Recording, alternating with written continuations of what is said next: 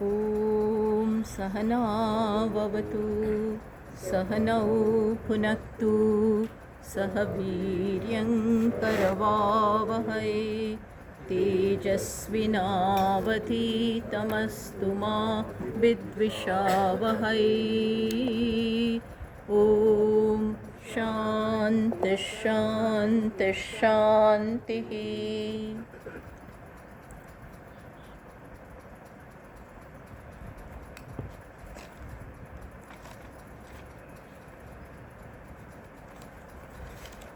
Speaker થોડું પાછળ મૂકી દઈએ તો ફોનને પણ સ્પીકરનો અવાજ આવી જાય. Thank you.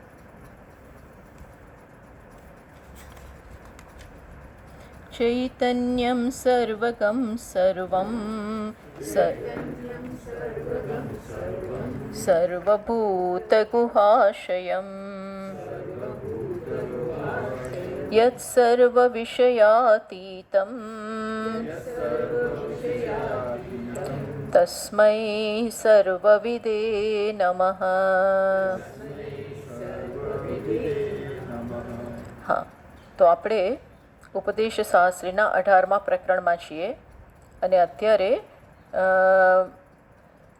186મા શ્લોકથી આપણે થોડું રિવિઝન થોડું કરીએ.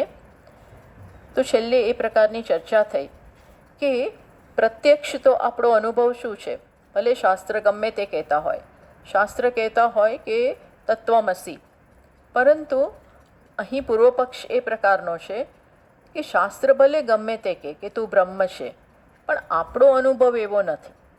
આપણો અનુભવ શું છે કે હું દુઃખી છું. શાસ્ત્ર કહે છે, પણ શાસ્ત્ર કહેતા હોય એ પ્રકારે આપણો અનુભવ હોય તો શાસ્ત્રને આપણે માની શકીએ.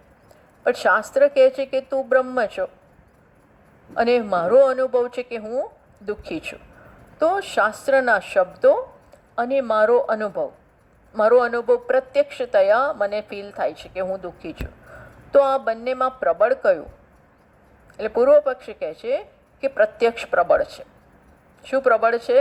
સ્ટ્રોંગ કયું છે? પ્રત્યક્ષ. પ્રત્યક્ષ એટલે મારો અનુભવ સ્ટ્રોંગ છે, માટે શાસ્ત્ર ન ચાલે. શાસ્ત્ર જે કહે છે આપણે માની શકીએ નહીં. તો આ રીતે પૂર્વ પક્ષ પ્રબળ આપણા અનુભવ એટલે કે પ્રત્યક્ષ દ્વારા શાસ્ત્રને નિગેટ કરવાનો પ્રયત્ન કરે છે. તો એ ચર્ચા થઈ. 186મા શ્લોકમાં કહ્યું, દુઃખી અસ્મિ ઇતિ સતિ જ્ઞાને નિર્દુઃખી ઇતિ ન જાયતે. આ પૂર્વ પક્ષનો પ્રશ્ન, પૂર્વ પક્ષનો પક્ષ છે કે દુઃખી અસ્મિ ઇતિ સતિ જ્ઞાને, હું દુઃખી છું એવા જ્ઞાનના બેકગ્રાઉન્ડમાં, એવા જ્ઞાનમાં તમે કેવી રીતે કહી શકો કે નિર્દુઃખી, હું દુઃખ વગરનો છું? એ જ્ઞાન થાય જ નહીં, કારણ કે પ્રત્યક્ષ અનુભવ છે કે હું દુઃખી છું. પ્રત્યક્ષાદિ નિબત્વેપી વાક્યાત ન, એટલે સિદ્ધાંતિ જવાબ આપે છે કે ભલે તમારું આ પ્રત્યક્ષ હોય કે હું દુઃખી છું, એ ભલે પ્રત્યક્ષ હોય, પણ આ તમારું પ્રત્યક્ષ કન્સિસ્ટન્ટ નથી, સતત નથી રહેતું. શું? હું દુઃખી છું એ જો સતત રહેતું હોય, એમાં વ્યભિચાર ન હોય તો જ આ માની શકાય. શું માની શકાય? કે હું દુઃખી છું એ સાચું છે. ક્યારે? જ્યારે એ સતત એમાં વ્યભિચાર આવે. વ્યભિચાર આવે એટલે એ જો જતું રહેતું હોય, પછી પાછા હું સુખી થઈ જાઉં, વળી પાછો દુઃખી, વળી પાછો સુખી, અને સ્વપ્નમાં તો આ દુઃખ નથી હોતું, એનું દુઃખ વળી જુદું હોય, પણ આ દુઃખ તો નથી જ હોતું. અને માટે આમાં વ્યભિચાર છે. શેમાં વ્યભિચાર છે? હું દુઃખી છું એ પ્રત્યક્ષ અનુભવ જે તમે આગળ ધરી રહ્યા છો એમાં વ્યભિચાર છે, એટલે અમે આ સ્વીકારતા નથી. તદેવ વ્યભિચારમ આહ એટલે એ જ વ્યભિચાર એ લોકો સિદ્ધાંતી બતાવે છે. 187માં શ્લોકમાં એ બતાવ્યું, એ આપણે જોઈ ગયા છીએ. સ્વપ્ને દુઃખી અહમ અધ્યાસમ દાહચ્છેદાદિ હેતુતઃ તત્કાલ ભાવી ભિહિ વાક્યૈ ન બાધઃ ક્રિયતે યદિ. તો કે છે સ્વપ્નમાં દુઃખી હું છું, દાહચ્છેદાદિ હેતુ, હું મને કંઈક વાગી ગયું છે, કંઈક દાઝી ગયા છીએ, આ બધા દ્વારા આપણે એ વસ્તુ બતાવીએ છીએ કે હું દુઃખી છું. એ તો સ્વપ્નની વાત છે. એટલે કે છે જુઓ,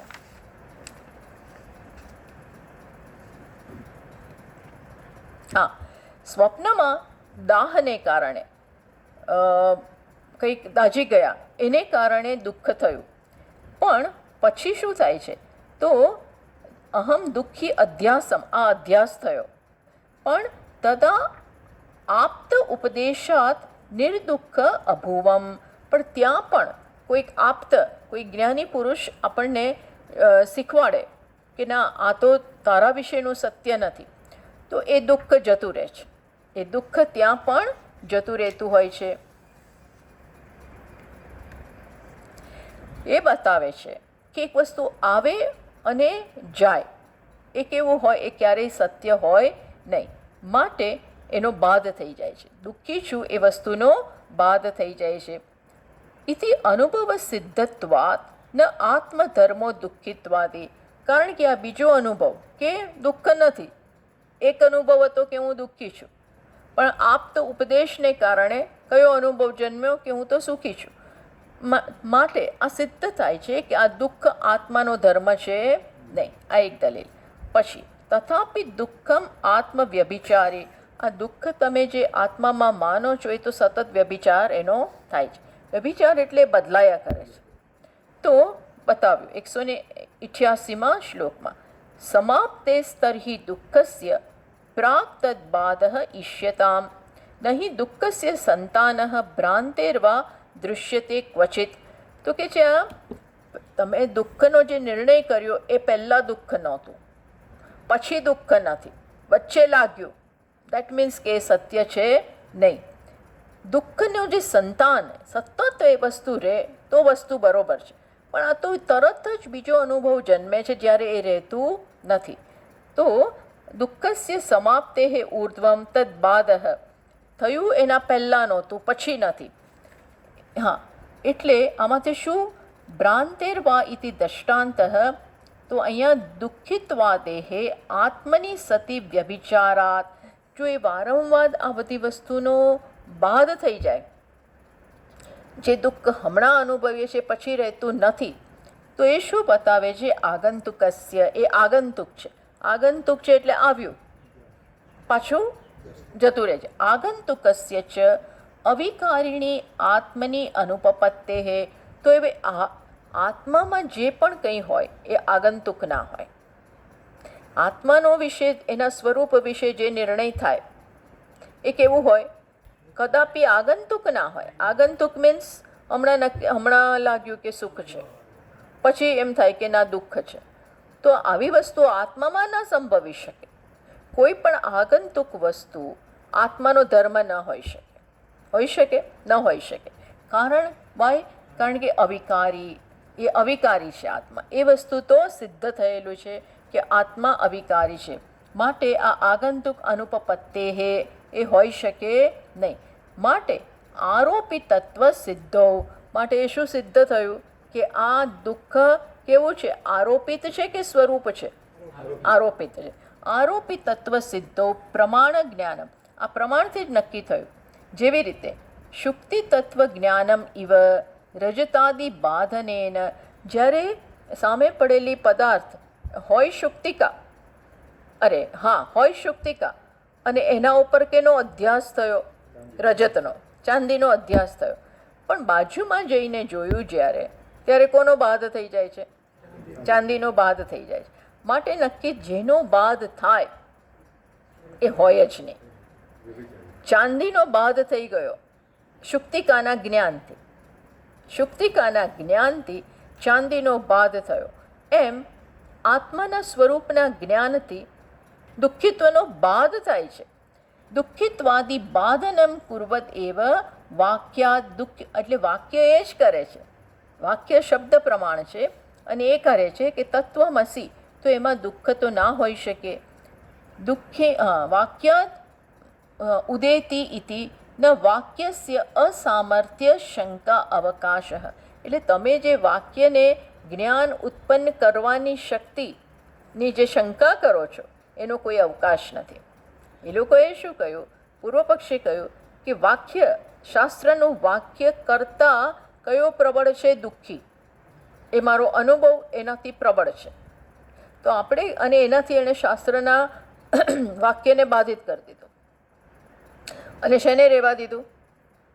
દુઃખી ભ્રમ છે એને રહેવા દીધો કે એ સાચું છે, શાસ્ત્રનું વાક્ય સાચું નથી, કારણ કે મને અનુભવાય છે. અરે તમને તો બધું બહુ અનુભવાય છે, પણ એ કેટલું ટકે છે? આ જગતના એકેય અનુભવો ટકતા નથી. હમણાં હોય પછી ના હોય. હમણાં કહીએ કે બહુ મજા છે, પછી કહીએ કે બહુ તકલીફો છે.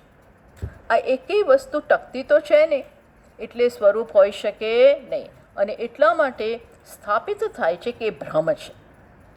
જે ભ્રમ હોય એ આરોપિત હોય, એ અધ્યાસ હોય, એ સત્ય હોઈ શકે નહીં. માટે તમે જે આ મહાવાક્યની જ્ઞાન ઉત્પન્ન કરવાની શંકા, અરે જ્ઞાન ઉત્પન્ન એ નથી કરતું એવી જે શંકા કરી, એને કોઈ અવકાશ જ નથી. There is no scope for it. શેના માટે અવકાશ નથી? શેના માટે અવકાશ નથી? કોનો? મહાવાક્ય દ્વારા જ્ઞાન ઉત્પન્ન ન થાય એવી જે તમારી શંકા છે એને કોઈ અવકાશ નથી. હા, ઇતશ્ચ વાક્યમ ન પ્રત્યક્ષાત દુર્બલમ. વળી પાછા બીજા આપણને રીઝન્સ આપે છે એ બતાવવા માટે. શું કે વાક્ય ન પ્રત્યક્ષાત દુર્બલમ. વાક્ય કોનાથી દુર્બળ નથી? પ્રત્યક્ષ વગેરેથી વાક્ય દુર્બળ નથી. એ લોકોએ કહ્યું કે વાક્ય પ્રત્યક્ષ પાસે દુર્બળ છે અને કોણ સબળ છે? પ્રત્યક્ષ સબળ છે, એવું એમણે કહ્યું. એટલે હવે બીજા થોડા કારણો બતાવે છે જે થઈ ગયા છે, પણ હવે એને કન્ક્લુઝન કરે છે. ચલો વાંચીએ. પ્રત્યેગાત્મન આત્મત્વમ દુઃખિસ્મિત્યસ્ય બાધયા દશમં નવમસ્યેવ વેદચેદવિરુદ્ધતા. પ્રત્યેગાત્મનઃ આત્મત્વમ દુઃખી અસ્મિ ઇતિ અસ્ય બાધયા. જેવી રીતે દુઃખી છું એના બાદ, દુઃખી છું એનો બાદ થયો. કોના દ્વારા? આત્માના જ્ઞાન દ્વારા, મહાવાક્યના જ્ઞાન દ્વારા. કોની જેમ? દશમમ નવમસ્ય ઇવ. જેવી રીતે હું નવમો છું એવું નિર્ણય ઉપર પેલા છોકરાઓ આવી ગયા. 1 2 3 4 5 6 7 8 9 ઉપર અટકી ગયા, 10મો ખોવાઈ ગયો. અથવા બીજે તો નવમો જેમ અધ્યારોપિત છે અને 10માના જ્ઞાનથી 9માનો બાદ થઈ ગયો, એ પ્રકારે હું દુઃખી છું એનો બાદ થઈ જાય છે. શેના જ્ઞાનથી? શાસ્ત્રના વાક્યોથી. તો ચેત અવિરુદ્ધતા માટે એ વાક્યો, શાસ્ત્રના વાક્યોને કોઈ વિરોધ છે નહીં.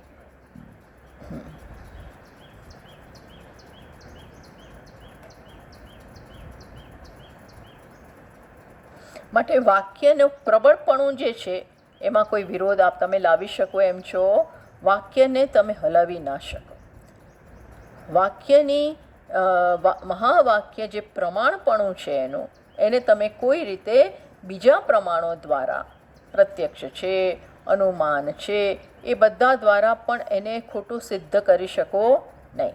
ઓકે, એક પછી આગળ 190. નિત્યમુક્તત્વ વિજ્ઞાનમ વાક્યાદ ભવતિ નાન્યતઃ વાક્યાર્થસ્યાપી વિજ્ઞાનમ પદાર્થ સ્મૃતિપૂર્વકમ. નિત્ય મુક્તત્વ. હવે આ 4 શ્લોકમાં છે ને, જે વિસ્તારથી કહેવાયું એને સંક્ષેપમાં બતાવે છે. કયું વિજ્ઞાન? નિત્ય મુક્તત્વ વિજ્ઞાનમ વાક્યાદ ભવતી ન અન્યતઃ. હું નિત્ય મુક્ત છું એ જ્ઞાન માત્ર વાક્યથી જ જન્મે. તમે એવું ક્યારેય નહીં માનતા કે મારા અનુભવથી મને ખબર પડી જશે કે હું નિત્ય મુક્ત છું. એવો અનુભવ થવાનો જ નહીં. બુદ્ધિને તો જગતમાં જે અનુભવ થાય છે, બુદ્ધિ દ્વારા આપણે જે નિર્ણયો ઉપર આવીએ પ્રત્યક્ષ વગેરે, એમાં તો એવું જ થવાનું. શું થવાનું?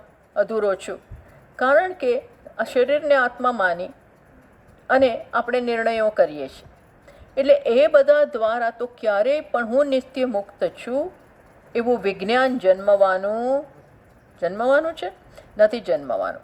તો એ વિજ્ઞાન કે ન ભવતી વાક્યાદ એવ, માત્ર વાક્ય જ આ વિજ્ઞાન એટલે મારો પ્રત્યક્ષ અનુભવ. હા, જ્ઞાનમ વિજ્ઞાન સહિતમ. ભગવાન કહે છે હું જ્ઞાન વિજ્ઞાન સહિત કહીશ.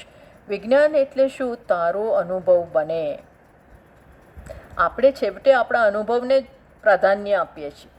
એટલે એમ કે તારો પોતાનો અનુભવ બને. શું મારો અનુભવ બને? હું નિત્ય મુક્ત છું એ મારો અનુભવ બને. એ માત્ર શેનાથી થાય? વાક્યથી. આપણે એમ સમજીએ કે જગતમાં મને એવો કોઈક અનુભવ થશે વિષયોને ભોગવવાથી. એવું નથી બનવાનું. કારણ કે વિષય પોતે લિમિટેડ છે અને અનુભવ કરનારમાં પણ ખામી છે. એટલે એવું તો ક્યારેય બનવાનું નથી. એટલે વાક્યાદ ભવતી ન અન્યતઃ, બીજા કશાયથી આ વસ્તુ નિત્ય મુક્ત છું એ થવાનું નથી. જગતમાં આ મેળવીશું, આમ કરીશું, તેમ કરીશું, અને મને કયો નિર્ણય આવી જશે? પૂર્ણ છું, નિત્ય મુક્ત છું, એ બનવાનું જ નથી. વાક્યાદ ભવતી ન અન્યતઃ, બીજા કશાયથી નહીં. વાક્યાર્થસ્યાપી વિજ્ઞાનમ પદાર્થ સ્મૃતિપૂર્વકમ, અને વાક્યનું જ્ઞાન કરાવવાની મેથડ છે. વાક્યથી જ્ઞાન જે જન્મે છે, કયા વાક્યની? મહાવાક્યથી જે જ્ઞાન જન્મે છે એ કેવી રીતે? પદાર્થ સ્મૃતિપૂર્વકમ. પદાર્થ એટલે શું? તત્વમસી, એમાં તત્ એક પદાર્થ, બીજો પદાર્થ ત્વમ, ત્રીજો પદાર્થ અસી. આ પદાર્થ સ્મૃતિપૂર્વકમ, આ પદાર્થનું જ્ઞાન. કઈ રીતનું જ્ઞાન? તત્વનો વાચ્યાર્થ શું છે?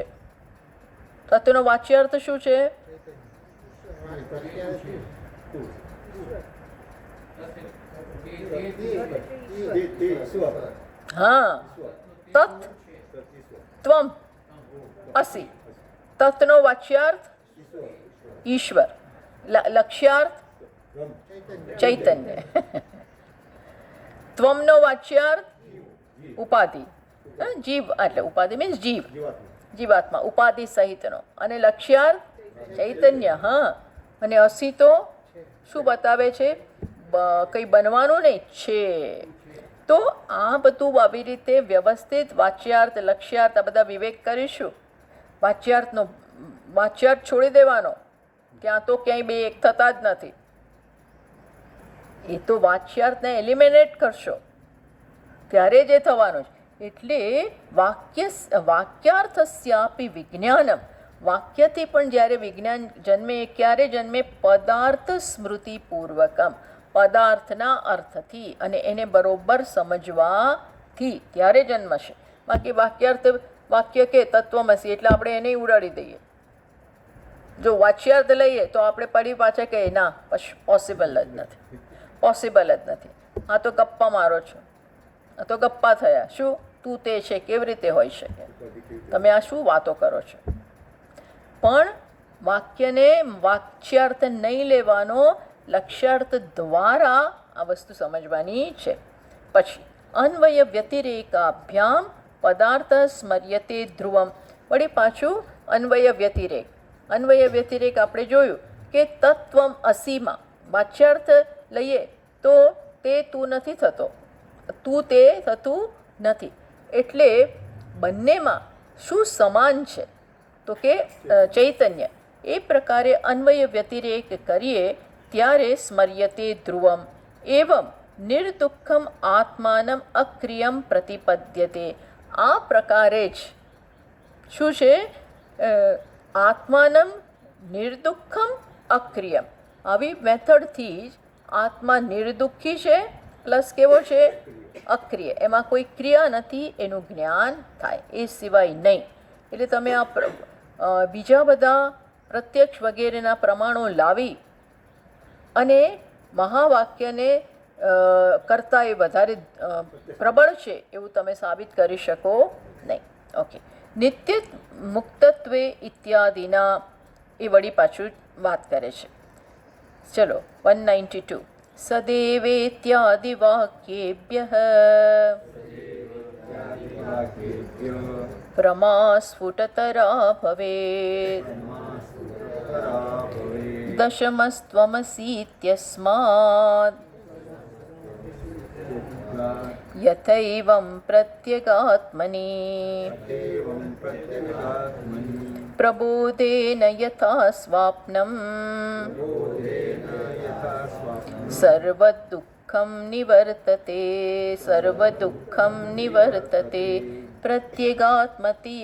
પ્રત્યેગાત્મધિયા તદ્વત દુઃખિત્વં સર્વદાત્મનઃ.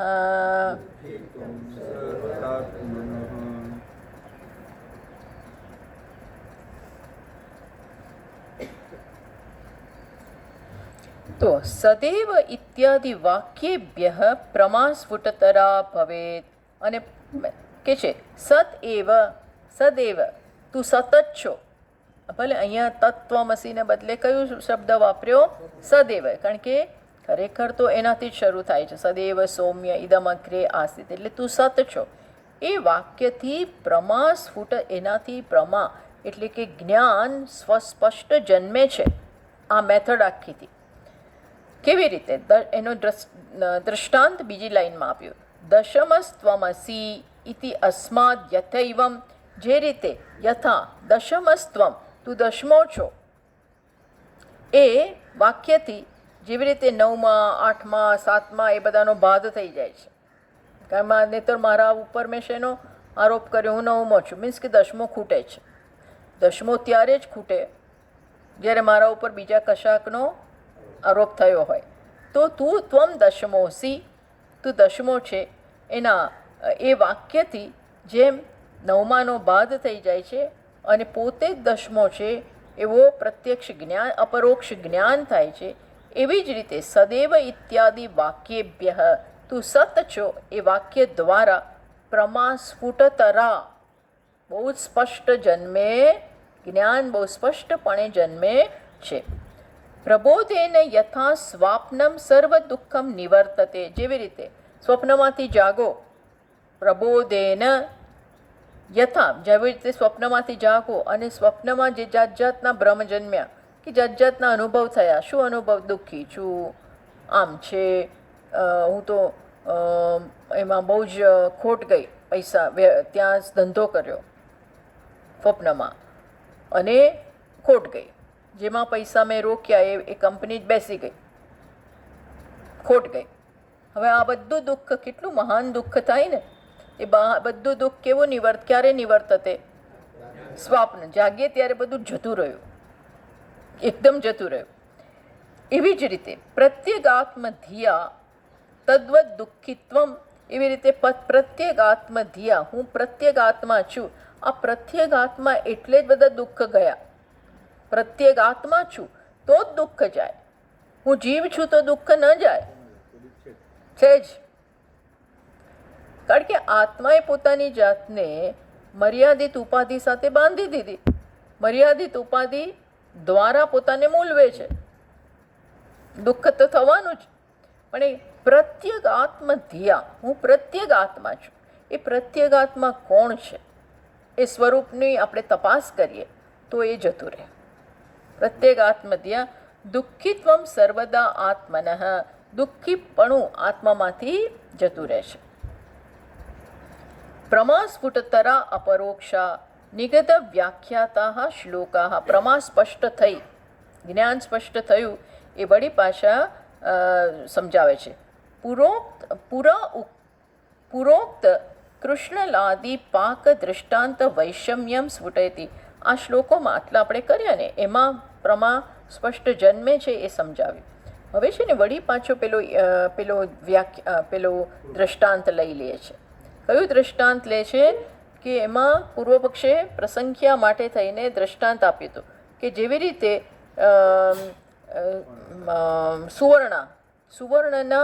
સુવર્ણને તપાવો, સુવર્ણને બોઇલ કરો, સુવર્ણના પાર્ટિકલ્સને બોઇલ કરો અને એને પેલામાં વાપરવાના છે.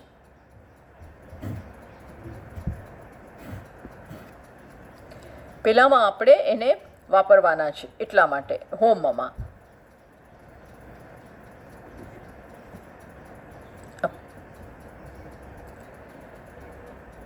તો એમ અને એને પકવો એ જે કહ્યું એમ અહીં પણ પૂર્વ પક્ષે પ્રસંખ્યા કે તમે આત્મા હું છું એ સતત દોહરાવ્યા કરો તો જ પછી અદૃષ્ટ જન્મે અને તમને જ્ઞાન થાય, ત્યાં સુધી ન થાય. એમ એના માટે સુવર્ણના પાર્ટિકલ્સને તપાવવાના છે એનું દૃષ્ટાંત આપણને આપ્યું હતું. તો હવે એ ફરી પાછા લે છે 194માં શ્લોકમાં. કૃષ્ણલાદૌ પ્રમા જન્મ તદન્યાર્થામૃતત્વતઃ તત્વમસ્યાદિવાક્યેષુ નત્વેવમવિરોધતઃ. તો આપણે એનો જવાબ આપીએ છીએ. એક મિનિટ.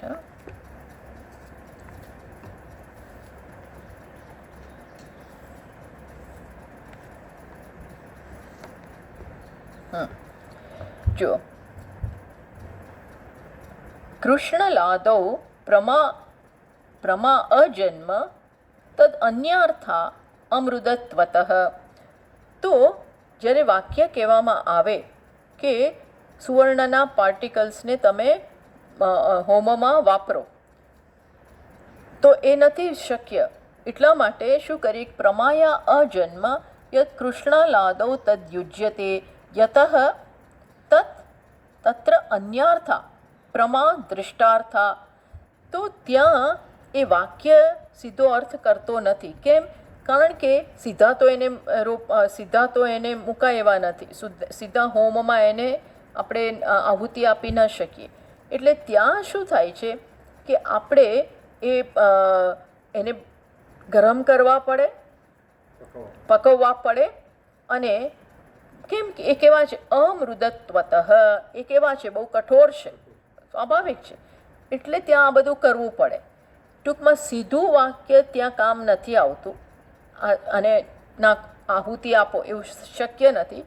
કારણ કે આ કેવા છે કઠોર છે એટલે પહેલાં એને પકાવવા પડે. એવું અહીંયા નથી. ક્યાં નથી? તત્વમસી વાક્યમાં એવું નથી. તત્વમસ્યાદિ વાક્યેષુ ન તુ એવમ. કેમ?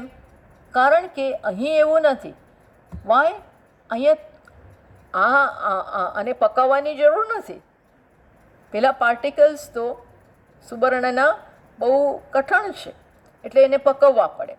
જ્યારે અહીં ત્યાં તમે એવો અર્થ કર્યો કારણ કે એ સીધા નાખી શકાય એમ છે નહીં. પણ અહીંયા એવું નથી. તત્વમસી એટલે એ લોકોનું કહેવાનું શું છે કે એને તમે સતત રિપીટ કરો. તત્વમસી તત્વમસી, અહમ બ્રહ્માસ્મિ અહમ બ્રહ્માસ્મિ.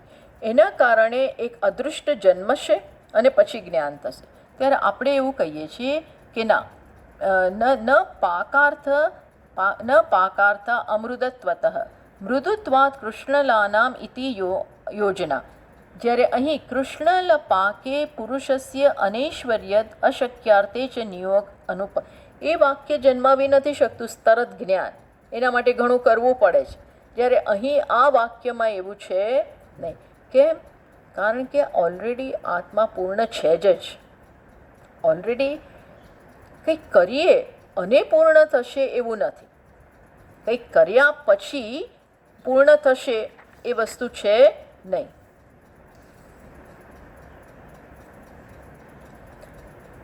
એટલે પ્રકૃતે ન તથાવિધો વિરોધ અસ્તિ. પ્રકૃતિ એટલે શેમાં? આત્માના કેસમાં આ પ્રકારની તમે જે વાત કરો છો એવું ત્યાં શક્ય છે નહીં. કઈ રીતે? તો કે છે વાક્યે તત્વમસિત્યસ્મિન જ્ઞાતાર્થમ તદસિદ્ધયમ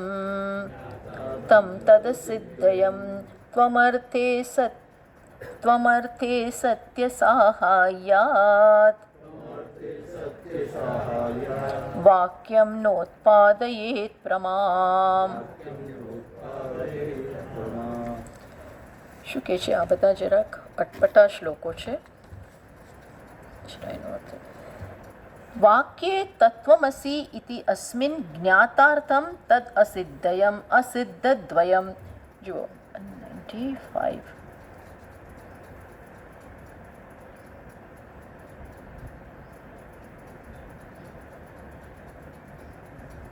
હા, તત્વમસ્યાદિ વાક્યેષુ ત્વમ પદાર્થો અવિવેકતઃ વ્યજ્યતે નૈવ વ્યા.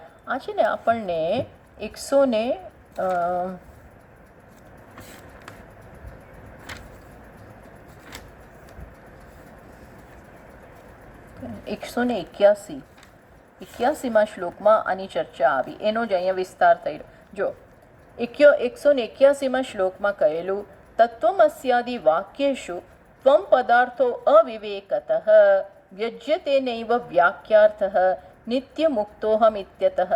તત્વમસ્યાદિ વાક્ય તરત જ જ્ઞાન કેમ નથી જન્માવતું?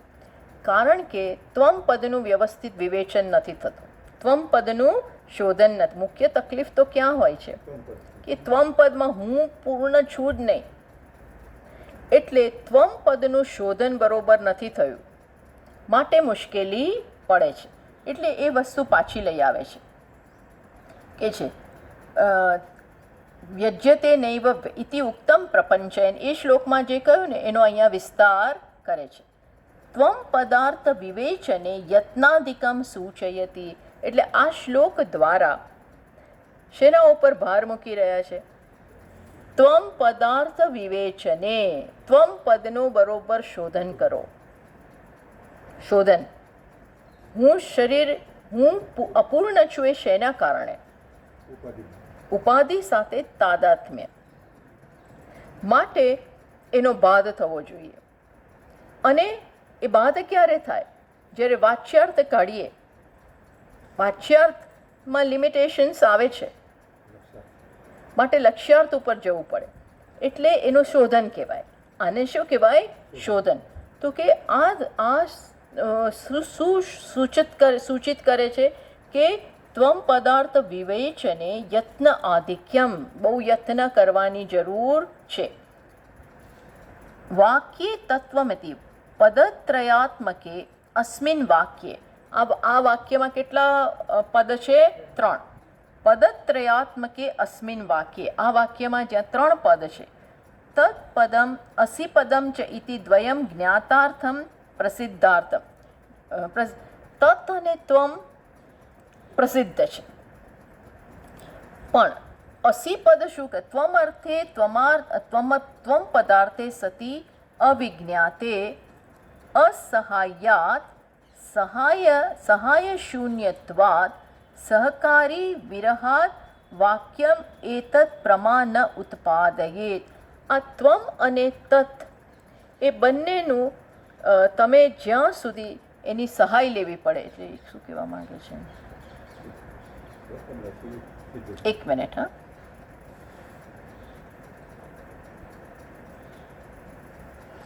એવું કહેવા માંગે છે કે તત્પદ અને અસિપદ, તત્પદ અને અસિપદ આ બંનેનો અર્થ તો પ્રસિદ્ધ છે. તત એટલે ઈશ્વર અને અસી એટલે છે, એ તો પ્રસિદ્ધ છે. પણ શું પ્રસિદ્ધ નથી? ત્વમપદ. ત્વમપદનું પ્રસિદ્ધ નથી. એટલે કે છે તત્પદમ અસિપદમ ચ ઇતિ દ્વયમ જ્ઞાતાર્થમ પ્રસિદ્ધાર્થમ, આટલું પ્રસિદ્ધ છે. પણ ત્વમ પદાર્થે સતી અવિજ્ઞાતે અસહાયત, ત્વમ પદની આપણને સહાય વગર જ્ઞાન થતું નથી. માટે ત્યાં એ વ્યવસ્થિત એને સમજવું પડે. આ વાક્યનું જ્ઞાન નથી થતું કારણ કે ત્વમ પદનું વિવેચન થયું નથી. એટલા માટે વાક્ય જ્ઞાન જન્માવતું નથી. પણ જો ત્વમ પદનું વિવેચન થાય વ્યવસ્થિત તો આ તરત જ્ઞાન જન્માવી શકે એમ અહીં કહ્યું. અસી પદસ્ય ઉપયોગમાં. હવે પૂર્વ પક્ષ પૂછે છે તો આ અસી પદનો શું લાભ છે? કયા પદનો? તત્વમ અસી. એ પદનો શું લાભ છે? બધા જરા જાગૃત થશો તો જ આમાં આપણે આગળ વધી શકીશું. હા, અસી પદસ્ય ઉપયોગમ. હા, સિદ્ધાંતિ જ સમજાવે છે કે આ અસી પદનો શું અર્થ છે. તો ચલો એટલું વાંચીએ, પછી કરીશું આવતીકાલે. તત્વમોસ્તુલ્ય નીડાર્થમ અસિત્યેતત્ પદમ ભવે. જો એક જ શ્લોકનું છે. તત્ અને ત્વમ વચ્ચે તત્વમોહો તુલ્ય નીડાર્થમ. આ તત્ અને ત્વમ, તત્ એટલે ઈશ્વર અને ત્વમ એટલે આ જીવ, આ બંને એક જ જગ્યાએ રહેલા છે. તુલ્ય નીડાર્થમ એટલે આપણે કહીએ ને કે આ બે પક્ષી એક જ શું કહેવાય, ના ડાળને એના માળામાં એક જ નીડ એટલે માળો, એક જ માળામાં રહેલા છે. એમ આ તત્ અને ત્વમ કયા માળામાં રહેલા છે? એક જ કયા માળામાં રહેલા છે? અસી. તું તે છે. આ શું થયું? સામાનાધિકરણ્યમ. સામાનાધિકરણ્યમ એટલે કે બંનેની વિભક્તિ, બંને શબ્દોના અર્થ જુદા પણ સમાન વિભક્તિ અને એ એક અર્થમાં વપરાયા હોય ત્યારે એને શું કહેવાય? સામાનાધિકરણ્યમ. એની સામાનાધિકરણ્યમની વ્યાખ્યા શું છે જુઓ તો કે સમાન વિભક્તિ કા નામ. તત અને ત્વમ બંનેની વિભક્તિ સમાન છે, બંને પ્રથમામાં જ છે. ભિન્ન પ્રવૃત્તિ નિમિત્તા નામ પણ બંનેનો અર્થ જુદા છે. તત એટલે ઈશ્વર અને ત્વમ એટલે જીવ, પણ વિભક્તિ એક જ છે પ્રથમામાં. શબ્દોના અર્થ જુદા પણ બંને પ્રથમામાં અને બતાવ્યું છે. તત્ ત્વમ અસી. તું તે છે. આ તું એટલે જીવ અને તે એટલે ઈશ્વર, બંનેના અર્થ જુદા છતાં પણ તું તે છે પ્રથમામાં મૂકી અને અસી પદથી શું મૂકી બતાવ્યું? છે. એમ ના કીધું તું તે બન, તું તે બન, બનીશ, આવું કઈ વાક્ય, આવું કઈ ક્રિયાપદ ના વાપર્યું. પણ કયું ક્રિયાપદ વાપર્યું? અસી. અસી એવું ક્રિયાપદ છે, ક્રિયાપદ ખરું પણ કેવું? બનવાનું નહીં, છે જાહેર કરવાનું.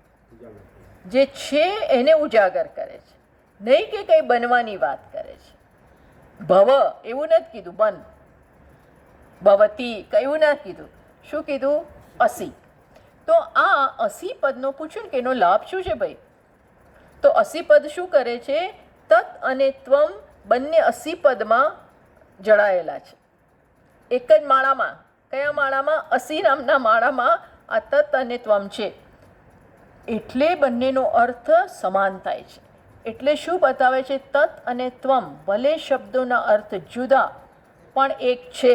ક્યારે તમે આ સમજશો? ત્યારે કે તત એટલે ઈશ્વર ખરો પણ ઈશ્વરમાં એનું જે ચૈતન્ય છે, અને ત્વમ ખરો પણ એમાંથી ઉપાધિ કાઢો પછી ચૈતન્ય તો બંનેમાં એક જ છે. હું આવો ને આવો ઈશ્વર ના હોઈ શકું. તો હું કેવો હોઉં ત્યારે ઈશ્વર હોઈ શકું? જ્યારે ઉપાધિનો બાદ કરું. અને એ ઉપાધિ સહિતનો ઈશ્વર હું નથી. તત્વમસી એટલે હું ઈશ્વર, પણ એ કેવો ઈશ્વર? ઉપાધિવાળો ઈશ્વર હોય તો હું નહીં. એ ઉપાધિ બાદ કરીએ ત્યારે અસી પદ લાગુ પડે છે. બંનેનું ચૈતન્ય લો ને ત્યારે જ અસી પદ લાગુ પડે. બંનેનો સમાન અંશ લો ત્યારે જ લાગુ પડે. બંનેના વિરુદ્ધ અંશ લો તો નહીં લાગુ પડે અસી પદ. બંનેના વિરુદ્ધ સમાન અંશ લો. કયો સમાન અંશ? ચૈતન્ય. એ લો તો જ અસી પદ લાગુ પડે. પણ ધારો કે ઈશ્વરનો પેલો અંશ લીધો, કયો? પૂરેપૂરા ઈશ્વર, માયો સહિતના, માયોપાધિકા, તો અસીપદ લાગુ પડે? તો મને તો હું ક્યારે આ બની જ ના બનવાનું છે, જન્મોના જન્મો જતા રહે તોય ના બનાય. એટલે આ તત્વમોહ તુલ્ય નીડાર્થમ અસી ઇતિ એતદ પદમ ભવેત. આ અસી પદ શું બતાવે છે? બંને એક બાણામાં જ સમાનાધિકરણ્યમ, ત્યારે જ આ વાક્યનો અર્થ થાય. હવે બીજું આપણે આવતા વખતે કરીએ. ઓમ પૂર્ણમતઃ પૂર્ણમિદં પૂર્ણાત પૂર્ણમુદચ્યતે પૂર્ણસ્ય પૂર્ણમાદાય પૂર્ણમેવાવશિષ્યતે. ઓમ શાંત શાંત શાંતિ. હરિ ઓમ. શ્રી ગુરુભ્યો નમઃ. હરિ ઓમ. હવે આને શું કરું ભાઈ? ક્યાં બંધ કરવાનું?